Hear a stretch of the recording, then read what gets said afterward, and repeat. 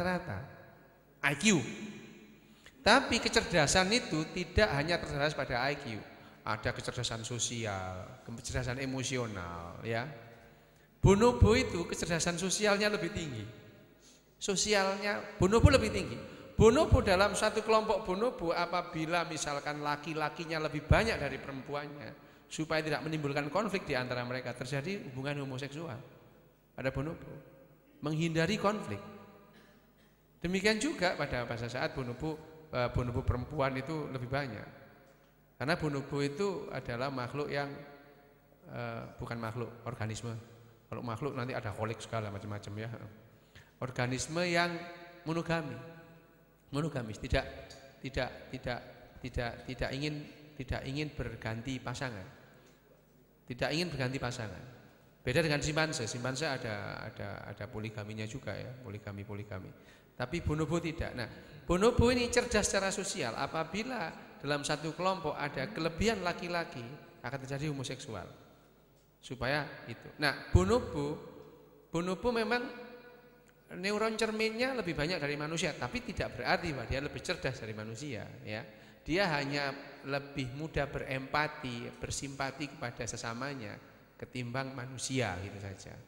Manusia itu ada pertengahan antara bonobo dan simpanse. Simpanse juga gitu, tapi simpanse masih itu menyerang kelompok simpanse lain dan mematikan. Jadi dia membunuh hanya untuk senang-senang saja, bukan untuk makan. Beda, ya, kalau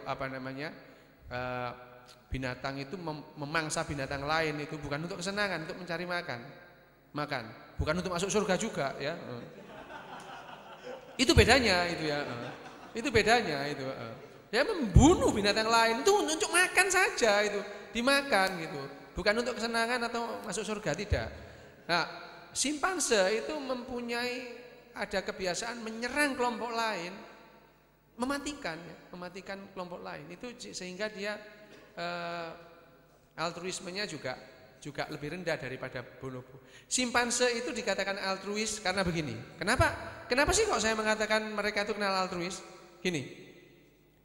Simpanse itu kalau ada anggota kelompoknya kecebur gitu, menolong dia dengan merelakan atau membahayakan dirinya sendiri.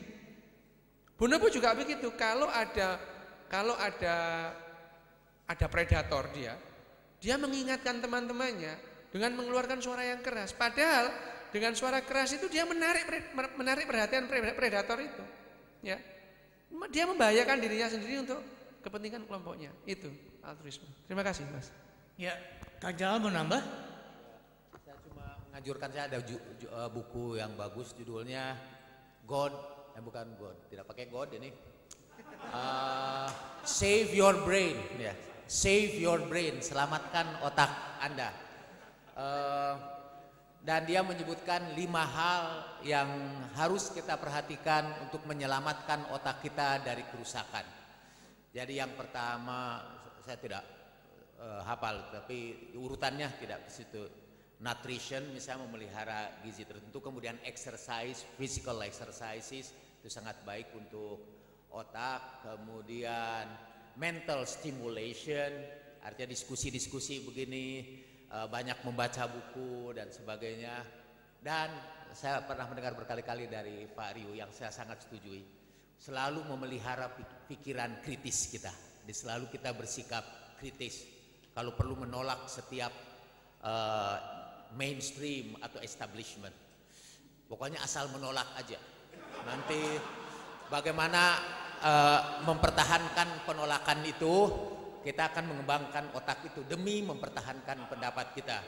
Jadi tadi mental stimulation, kemudian socialization, hubungan emosional yang penuh kasih dengan sesama kita.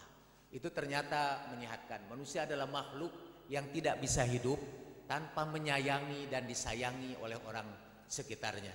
Dan itu juga menyehatkan. Dan yang terakhir, boleh tidak disetujui oleh pertemuan di sini, tapi saya hanya mengutip Save Your Brain. Bisa di-download dari internet gratis.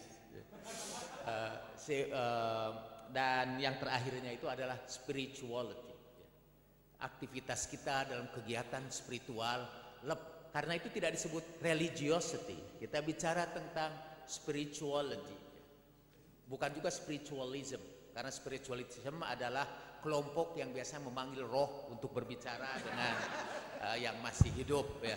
Dan ini spirituality, jadi 5 hal itu. Dan saya kira pesan saya juga, ini karena saya kiai kan, maksudnya saya selalu menyampaikan pesan-pesan yang sangat berharga. Ya itu pesan kita, marilah kita pelihara otak kita itu tadi dengan menjaga gizi, berolahraga, banyak membaca dan berdiskusi, mengembangkan pikiran kritis, kemudian bersosialisasi, socialization di situ. Jangan mengisolasikan diri, betapapun berbedanya paham Anda dengan kebanyakan orang.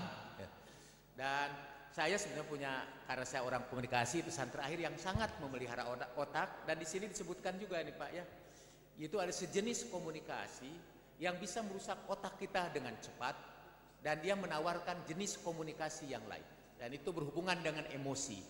Komunikasi yang bisa merusak otak adalah violent communication, yaitu kecenderungan kita untuk mengkritik, menjudge orang lain, menyalahkan orang lain, blaming people, merasa diri yang benar sendiri. Itu insya Allah merusak otak dalam tempo yang sesingkat-singkatnya. Kemudian, dan Andrew Nuber di sini menawarkan sebuah komunikasi, mungkin bisa jadi pembahasan tersendiri satu saat, yang dia sebut sebagai compassionate communication. Komunikasi itu yang berisi penghargaan, apresiasi, respect kepada orang yang kita ajak bicara, dan tujuan komunikasi bukan lagi untuk saling menghakimi, tetapi untuk saling memahami. Benar-benar di penutup Bapak, saya akan menutup dengan ayat Al-Quran. Ya, oh ya, menutup pembicaraan saya. Ya. Ya. Maksud saya menutup pembicaraan saya, bukan menutup majelis ini ya. Jadi saya akan menutup pembicaraan saya ya, bukan menutup majelis ini, karena itu wewenang moderator ya. Itu juga kecenderungan untuk mengkritik secepat-cepatnya bisa merusak otak juga. Jadi lupalah Pak. Ya udah, ndak jadi.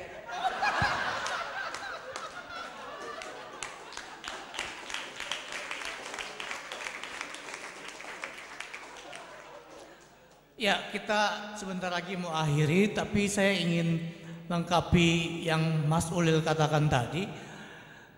Plato itu melihat emosi itu seperti kuda liar. Kusir yang piawai itu rasio. Tapi kita lebih baik melihat dalam setiap keputusan yang mau kita ambil, kita belum menaklukkan kuda, tapi juga belum dikalahkan oleh kuda. Si kusir dan kuda sedang berjalan. Nah, kita di situ saya kira kompleksitas sebuah keputusan di situ. Si kusir belum menaklukkan kuda, kuda tidak juga mengalahkan si kusir, tapi terus bersama-sama. Nah, saya kira semua yang kita alami persisnya dalam metafora seperti itu. Ya. Nah, Bapak Ibu, kita akhiri malam ini. Kita beri tepuk tangan untuk kedua pembicara.